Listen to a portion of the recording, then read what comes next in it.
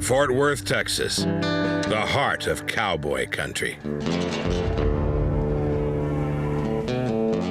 Next to the old stockyards is Exchange Street, where they still drive cattle for the tourists. It's a reminder of perhaps the most evocative journeys ever taken through the American West. The journeys of the cowboys driving the longhorns to markets in the North. Frank Milano explains how the cattle drives began. In 1865, after the Civil War was over in America, Texas had fought on the Confederate side, which was the losing side. When the Confederate soldiers got back home from the war, Confederate money had no value. There was no gold or silver to back it up. So the state of Texas was basically broke. But up north, around Chicago, New York, and Boston, they had machinery, they were prosperous, they were doing well, they had won the Civil War, and they had money. But they didn't have one thing, and that was meat. Some of those Confederate soldiers got the idea, why don't we do a trade-off? We give you our cattle, you give us your money. It would take about 10 to 12 drovers, they were called, trading cowboys, and they would take them about 3 to 4 months to drive the cattle from the state of Texas all the way to the state of Kansas. And the reason for that was that's where the railroad lines were in America at the time. They were running east and west, and so they would take the cattle down there. They would sell the cattle down there in those places for $30 to $35 a head. Here in Texas, at the very same time, the value of those animals was $1 to $2 a head.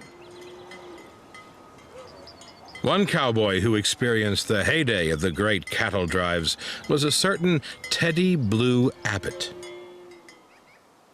As a young man, he'd run away from home, escaping the drudgery of a Nebraska farm for the romance of the open trail.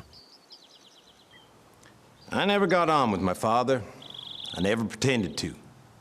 He'd tell me to coat up, and go out and feed the cattle in below-zero weather, while the rest of the family sat round the stove. In summer, the cattle were out on the range, and I was out with him, living in camp and cooking my own grub just like a man. And that was how I got so friendly with the Texas cowpunchers. And my father expected to make a farmer of me after that. It couldn't be done.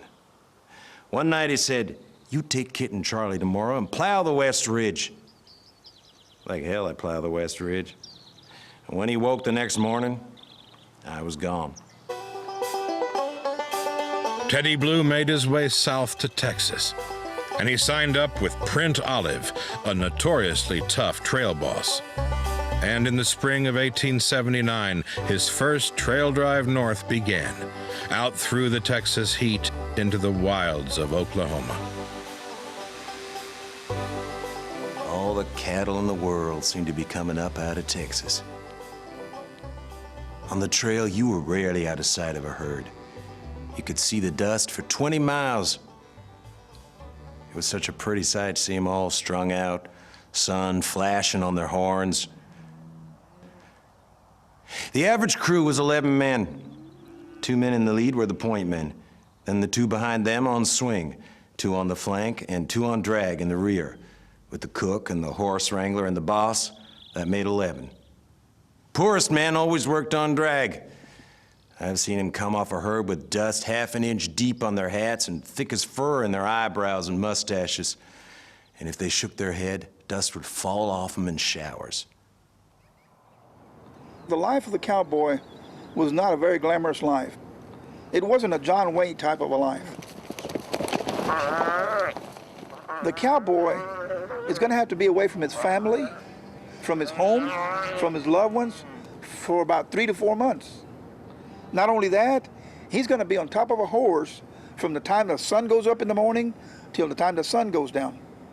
And if you've ever been out here in Texas and seen some of these 100-degree weather days, you know what I'm talking about. The sweat will come out from you of places you never even knew you had.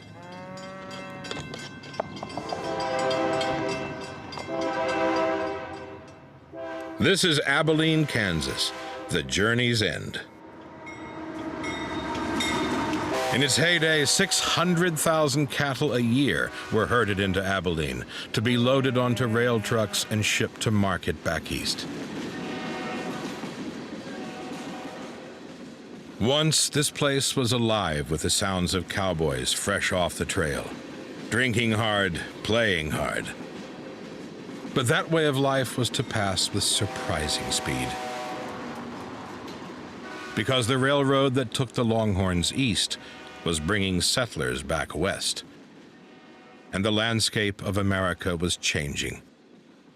What once had been open land was now enclosed, impassable to cattle. And the cowboys watched in resentment.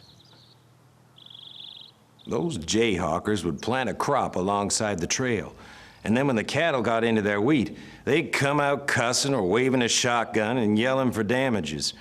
Or they'd take up a claim by the rivers and creeks and charge us for water. Never mind the cattle had been coming through there when they were still raising pumpkins in Illinois.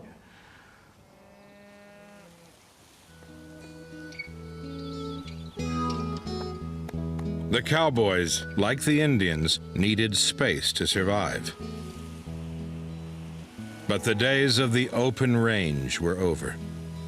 And so in 1883, in one last drive, Teddy Blue herded Longhorns up through Nebraska, north and west, to the one last belt of unsettled pasture on the Great Plains, Montana, Big Sky country. And here a new breed of cowboy emerged. No longer drovers, but ranchers, working their cattle on vast tracts of land they themselves enclosed.